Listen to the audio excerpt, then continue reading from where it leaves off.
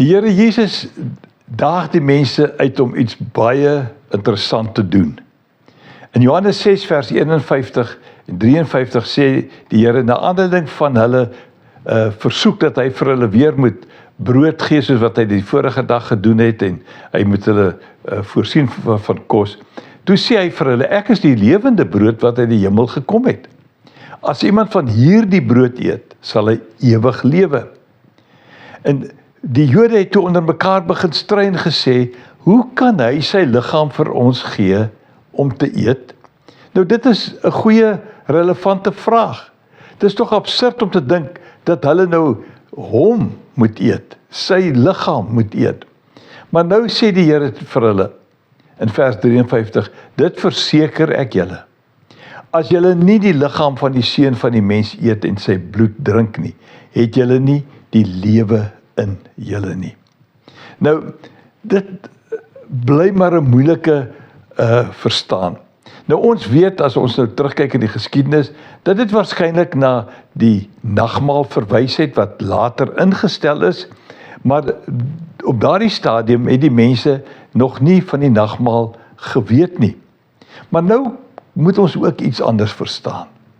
Johannes 14 vers 19 tot 20 is die Here Jesus aan die woord. Hy sê, nog net 'n klein rukkie, dan sien die wêreld my nie meer nie, maar julle sien my omdat ek lewe en julle sal lewe. Daar's 'n ooreenkoms tussen hom en die disippels, nie die wêreldling nie. Hy sê, daardie dag sal julle weet dat ek in my Vader is. En nou maak hy die belangrike punt. Hy sê, en julle in my en ek in julle. Dit is eintlik die vervulling van dit wat ons in Johannes 6 lees, dat die mense Jesus sal inneem, om deel sal maak van hulle bestaan, deel van hulle innerlike mens, om hom in hulle te hê en hy in hulle te kan hê. So, die gevaar is dat as jy die nagmaal gebruik het, dan is jou raai, dan kan dis jou saak met God in orde, want jy het mos nou gedoen wat die Here Jesus sê, jy het hom geëet en gedrink, maar dit gaan oor meer as dit. Johannes 17 vers 21 tot 23 sê die Here, ek bid dat hulle een mag wees, net soos u, Vader, in my is, en ek in u, dat hulle ook in ons mag wees, sodat die wêreld kan glo dat u my gestuur het. Die heerlikheid wat u my gegee het, het ek ook aan hulle gegee, sodat hulle een kan wees, net soos ons een is.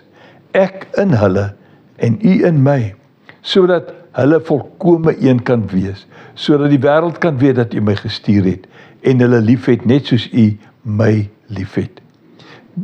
Die korrekte verstaan van dit wat die Here Jesus sê wat my betref is, geniet die nagmaal as 'n metafoor, as 'n verduideliking, dat Jesus in jou is, en jy in hom. Ons eet hom nie fisies nie, ons drink nie sy bloed fisies nie, maar ons het hom geestelik in ons, en hy is ons verlosser, omdat hy in ons is, en ons in hom. Loop mooi.